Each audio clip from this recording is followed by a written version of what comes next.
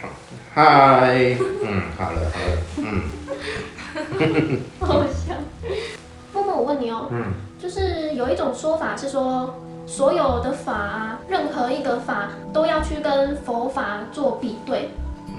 那比对出来如果是一样的话，那就是正法；那如果不一样的话，就不是正法，就是偏离轨道的。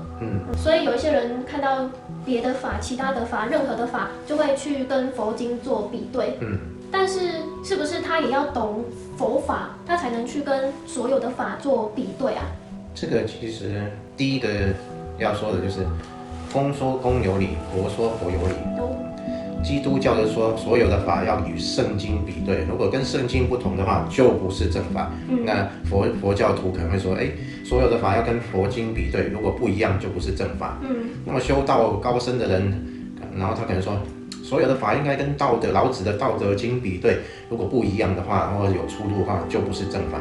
那公说公有理，婆说婆有理，那谁才是对，才是错？所以这个没有的去考究啊，不是说你说你是对的，然后其他的只要不一样就是不对，这只是一种傲慢的想法，绝对不是这样子，一定不是这样，因为法这种东西一定有非常多的入门的不同的方向，任何事情你都可以，即使像一个地点，你可能抵达它有50条路甚至100条路，你不能说跟我这条路不一样，你就不是真的路，就到不了。其实不一定，如果用这个角度去思考的话，他本身一定不了解法是什么。我们要了解法到底是什么，所以才来说什么是正，什么是不正。这是第一个。我们待会再探讨什么是法。第二个问题是，必须懂法，然后才可以去做比对，然后才知道什么是真的，什么是假的。第二个其实是也有一些问题存在，就是什么叫懂？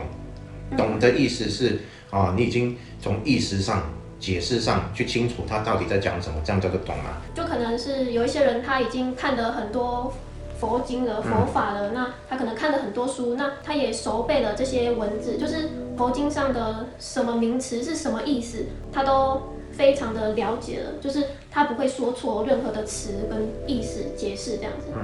那所以这样讨论起来，第一个跟第二个就有很大的关联性，也就是第一个要知道法是什么，然后第二个要懂法，知道跟懂它的分别到底是什么。其实两个，我这么比喻好了，用一个非常简单的道理，各位就能够了解这件事情。如果我没有吃过葡萄，从来都没有吃过，然后我就从别人告诉我的，然后从经典上的说明去企图了解什么是葡萄，那我就会看许多的书，那也有很多不同的教派，然后告诉我说葡萄这个东西是什么。那我要企图去了解的话，我其实从这些只能概略性的了解一个观念，但是这个观念的建立，又是从我过去的经验所累积来。比如说葡萄有皮，那我要过去我有一个经验，知道什么是皮，那么我才看得懂原来那个叫做皮，原来葡萄有皮。那如果我连皮都不知道是什么，那我压根即使看到经典里面说葡萄有皮，我也完全不知道什么是皮，所以我就完全看不懂了。所以在这个基础上，用看的你要去理解，你要有很多环节你已经体会过。第一，你可能要知道有皮；第二，要知道什么叫做籽；第三，你要吃过某一些东西吃进去，你知道那个味道叫做酸。等等许多组合的经验不是靠想象的，就是你要去亲身体会过之后，你才能对葡萄勾画出一个轮廓。但是那只是轮廓因为你没吃到，你根本不知道葡萄是什么味道。所以即使你看了很多经典，然后你过去也有很多经验然后你去勾画出一个所谓葡萄的雏形，但是那个雏形，我告诉各位也可以非常清楚的知道，永远不是真正的葡萄是什么，因为你只是利用过去的经验，然后去勾画出一个东西，葡萄原来有皮，那么它的颜色是深紫色或黑色，不管是什么，然后它有籽，那吃起来酸酸的。即使你用这些资讯去勾画出葡萄是什么的时候，你还是无法理解是葡萄到底是什么。所以各种不同的教派去诠释葡萄，然后有不同的说法。有人针对它的香味，那有人针对它的这个吃起来的口感，有人又针对它的外表做了不同形容。然后你就针对自己的教派说，我们说的是气味，然后你说的是外形，你跟我不同，所以哇，你就不是正法。那其实到底是什么正法？其实连说的那个人他也不懂什么是正法，因为根本就不知道葡萄是什么。所以从这个例子，大家就可以知道说什么是正确，什么是不正确，什么是对，什么是错。往往我们只是从脑袋过去的信念去跟其他的说法比对，那只要合的，然后就是就是对的，只要不合，那可能我就认为说那是有问题或错误的。其实光这个想法本身就是一个误谬非常大的想法，因为即使是这样，他看过了这些关于葡萄气味的书籍，他很了解所谓葡萄有什么什么什么气味，但是其实他根本就不懂葡萄。那这样子说来，到底法是什么？那会不会有比较接近真相的说法？在佛经上有一个例子，他说，大家对法的了解就是像瞎子摸象，然后有人抱到腿，他就认为说法是一根长长的，然后有人抱到那个大象的屁股，然后就说大象是一大片饱满的东西这样。那所以有人就摸到大象的耳朵，他就说法是一个薄薄的、软软的、可以折叠的一个东西。所以每个人对法的认知，除非你看到那个大象的全貌，其实不然你对法是没有一种认定，没有办法产生一种正确的判断。那既然大家都没有真的吃过那颗葡萄，那不管佛经上怎么说，那每个人能截取到的都不同啊，不是吗？那所以怎么样才能吃到那个葡萄？怎么样知道葡萄到底是什么味道？那这样子一般众生看佛经也不懂啊。所以佛经就不是用来理解的。如果你光从理解上，就是像我们刚刚说的，你从葡萄百科全书上面去理解葡萄，你一辈子也不知道葡萄真正到底是什么。这个就像我们看佛经看了一辈子，就像看葡萄百科全书一样，再怎么看你还是不了解葡萄，永远不会知道葡萄是什么。那可能你就会讲说，那很简单，你吃过不就知道？没错，就是这样，吃过不就知道了。所以法不是用来理解的，理解是一个方向。佛陀说他在说法像是指月的手指，所以你再怎么看手指，你分析他的指纹，甚至分析他的手指有几节，然后看他手指胖还是瘦，还粗还细，你永远不懂法。他是要你去，对啊，所以你要看法的方向。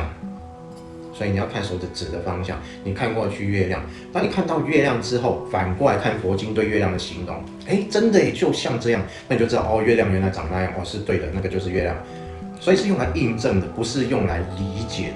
你一旦落入理解，你永远不知道佛经在讲什么，然后你用自己的这种理解，然后去跟别的理解比对，那再怎么比也比不出真假来。那会不会有一些人会误会啊？就是他可能分不清理解跟实际的体会，他可能脑袋习惯的去背书啊，去看很多书，然后去思考，去实际行动。我要实际行动，我要看很多书，我要充实我自己，我要背很多灵性的知识。然后他的小我就觉得，我理解啦，我比别人还要努力啊，我都懂啦，不管怎么问也考不倒我啊，我不怕被你问倒啊。然后他就开悟了。这个其实就跟没吃过葡萄，但是背了很多葡萄百科全书，所以他在讲给别人的经的时候头头是道，但是他自己从来没吃过，就他自己也不知道葡萄是什么，也不知道葡萄的味道是什么，所以他只是按照百科全书里面的再背给别人听，这个就叫做我们把它叫做鹦鹉了。鹦鹉会学人讲话，就你看了经典，然后你就学经典讲话，然后你就凡所有相皆是虚妄，大家知道了没？那这个就叫鹦鹉啊，你就像鹦鹉一样，就学别人讲话，学佛陀讲话，然后就把那个话拿来跟别人讲，那就是鹦鹉。那这种其实鹦鹉其实不知道人是什么意思。像新闻有说，有一只鹦鹉说来这里刮叫，里面在赌博，然后警察后来经过听到这只鹦鹉就进去抓，结果就整个抓起来了。但是其实那只鹦鹉不知道赌博是什么意思，他只是有客人来，然后他就说里面在赌博，他学那个老板讲说里面有赌场，有在赌博，他就学起来，然后就讲，结果后来警察就把整个赌场都抓起来。但是从这整个事件到最后，那只鹦鹉还是完全不知道这些话是什么意思，他只是学来然后照讲。那这个就是因无。那难道正德的人那些亲身体悟过的讲的话就不一样吗？就像你真的如果吃过葡萄，你对葡萄的形容就不会跟百科全书背出来的一模一样。而且当别人问你各种问题的时候，你都可以精准的回答。比如说，某一派他着重的是气味，那他问你说葡萄的气味闻起来到底是什么味道？你吃过，你就可以直接回答你对葡萄的见解。那个见解是因为你的体会而来的，不是因为你去背书而来。你就可能回答他说，葡萄是一种具有清香的水果，它的香味不是很浓郁，但是闻起来就带有一种很清很甜的感觉，你一闻就觉得很香很舒服，它是一种甜甜的感觉。听的人就说，就会被你带入那个情境，有一点点体会。为什么你可以把对方带入体会？因为你真正吃过，不是背出来的。对啊，对，真的。对啊，所以有没有吃过，差别就在这里。所以佛经是用来引导，就是你看到佛经之后，那你就要去体会、去寻找、去体会他所说的那个到底是什么东西，而不是去背起来。真的听的人其实真的也听得出来啦，有差。听得出来。是不是体会过会听得出来的？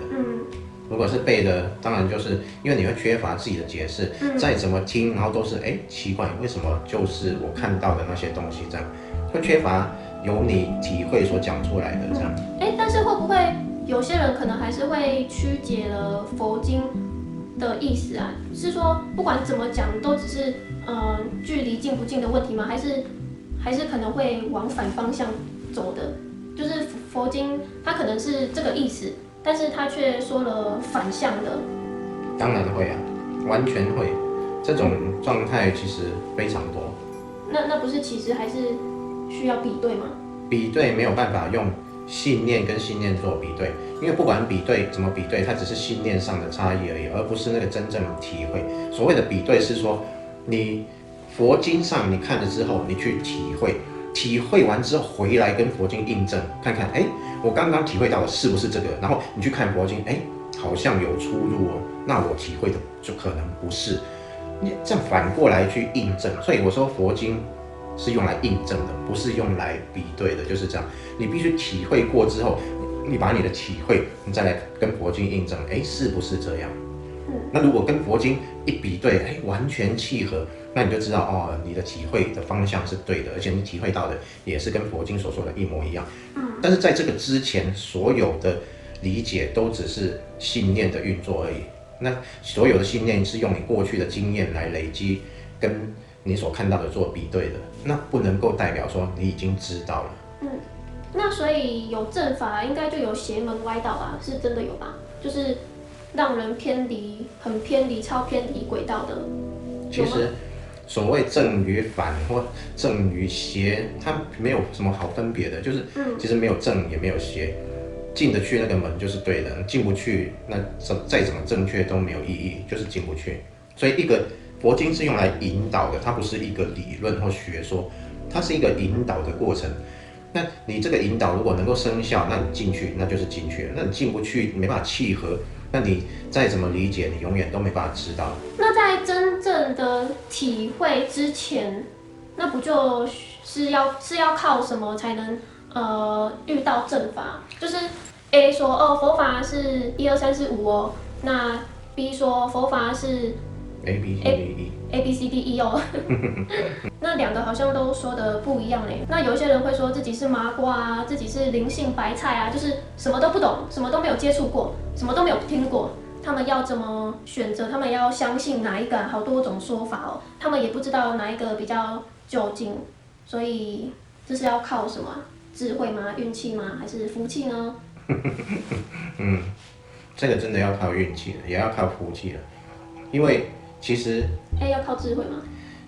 当然，除了靠福气、运气之外，最重要的是靠智慧。那但是智慧是什么？这个又是另外一个话题。关于这些不同的法，在佛经上或者在道德经上都有一些说明，去告诉你如何辨认真正的法是什么。那像佛经来说，《金刚经》他说了一句大家朗朗上口的话，那一句话就是用来辩证的，就是可以辨别什么是正法，什么不是正法，什么是正确的道路，什么不是正确的道路。他说那句话就是“凡所有相，皆是虚妄；见诸相非相，即见如来”。这句话其实他把所有的所谓的思考性的全部都推翻掉了。那所以都不是的，然后才是。只要是什么的都不是，这样就好简单。但是这也是佛经嘛，那这里不就也是一个比对吗？大家都说，要跟这句比对啊，要比对啊，跟其他的法比对。因为这一句并没有内容，所以没东西好比。这一句也把本身佛经也推翻了，就是只要能看得到、可以理解的，全部都不是。他这句话也把前面所有佛经也推翻了。当然，全部都推翻了。所以佛陀说他说法49年没说过半个字，因为所有的东西都不是用理解的。也不是用听的，光听然后理解，绝对没有办法接收到那个法。所以有任何法，其他的宗教、其他的伟人啊、名人啊的说法，有哪一句能推翻这一句吗？都没有。没有啊，因为这一句他说的是全部都不是，全部都不是。那既然没有一个是，那就在理解以外，你只有断了你的理解，在失去你的理解那一刹那才是。那所以这就非常单纯了，那就把理解先丢掉了，那就不就是我们说的不解释了。这句可能很多人会不会都不太能理解，什么都不是。这句非常好理解，只要能理解的都不是。那所谓的能理解的，凡所有相，相就是一个辨识，辨识的意思就是，比如说我看到荧幕，那这个叫荧幕。那这个我就可以把这个荧幕叫做可辨识的东西。反正所有相，这个相就是可辨识。那既然荧幕可辨识，那它就不是法。那要怎么去处理呢？我不要把荧幕当成荧幕，荧幕也没有这个想法，没有这个认知，没有这个解释的时候，荧幕自然就不在。这时候就是了，因为它不是荧幕，没有一个可辨识的样子，可辨识之物。那这样其实就非常简单，只要在意识里面用信念去比对，不管是任何东西，你只要一拿出信念来就错了，那就很简单了。就没有信念的当下才是，一有信念一去比对就不是了。那所以这个法讲得很简单。我知道了，是不是就是只要你的信念一说，这个是，那就不是了。没错。不是，那也不是。也不是，也不是。不是也不是，我讲话，也不是，所以关于这样的一个理解，老子也有说明啊。老子说：“为学日益，为道日损。”那为学就是学东西呢，要每天都要有进展，叫做益。那为道日损，要修道呢，每天要丢掉。为什么要丢掉？这跟刚刚《金刚经》那句话作为比对就知道了。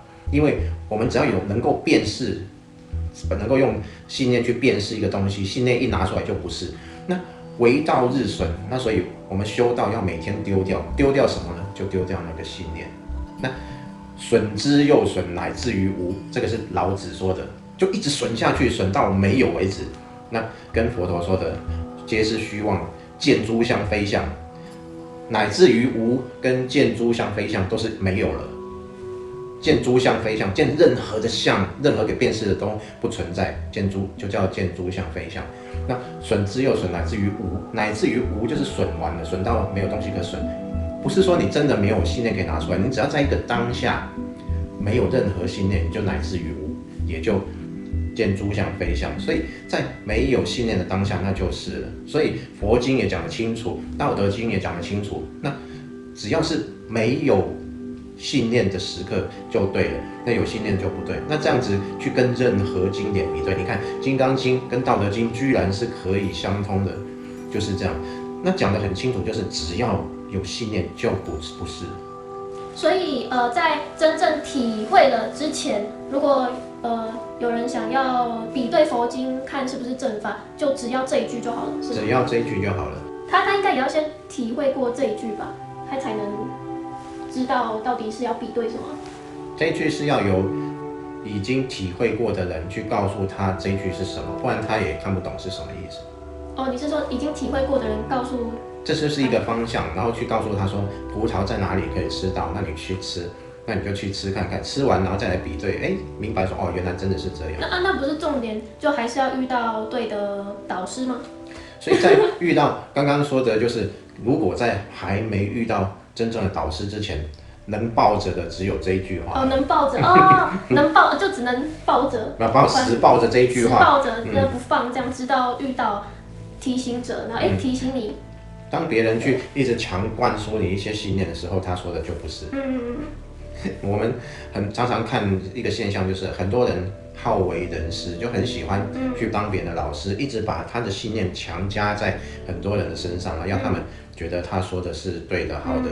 这些强加信念在别人身上的，其实就不是。然后有些人还想说，哇，这个老师好好告诉我这么多，让我学到很多很多收获，学到很多灵性知识啊等等。当然，如果他是想要玩一些可能神通啊、游戏的技能啊，那这也是可以玩的。所以刚刚只是在辨别说最深的真正的法是什么，但是在游戏里面有很多可以玩的，那互相都可以讨论，也可以教授，也可以传授，那都没有问题。但是讲到跳出游戏，讲到登出，讲到解脱，讲到开悟这些的时候，没有例外，就是只有一个方向，只要跟那个方向不一样，它其实就是不是。